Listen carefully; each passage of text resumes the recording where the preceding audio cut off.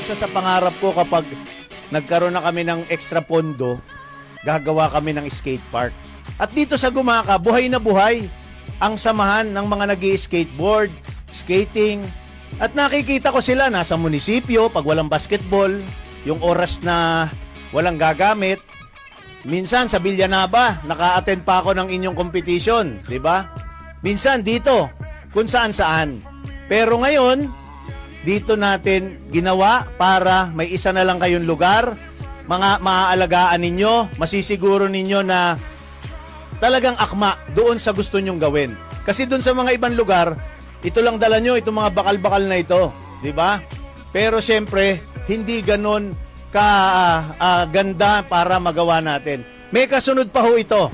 Kausap ko lang ho si engineer, kasama po ang Sangguniang Bayan. Ito naman po, lalagyan natin paikot para naman dun sa mga hindi pa ganun ka-competitive, nag-i-skating lang, pwedeng may ka-date ka, pa-skate-skate ka.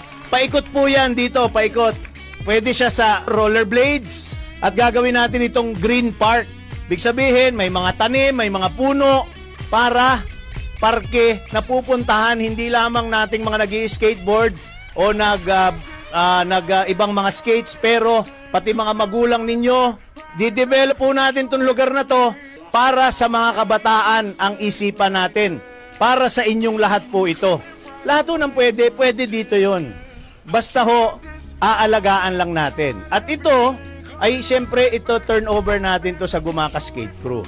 Sila ang mangangalaga, ang magbabantay at magsisiguro na ligtas ang bawat isa. Ito po, kahit Gumaka, welcome po lahat ng bayan. Maski taga saan ka, magko-coordinate lang ho kayo. Kahit gabi ho, maliwanag ano? Maliwanag dito hanggang mamayang gabi.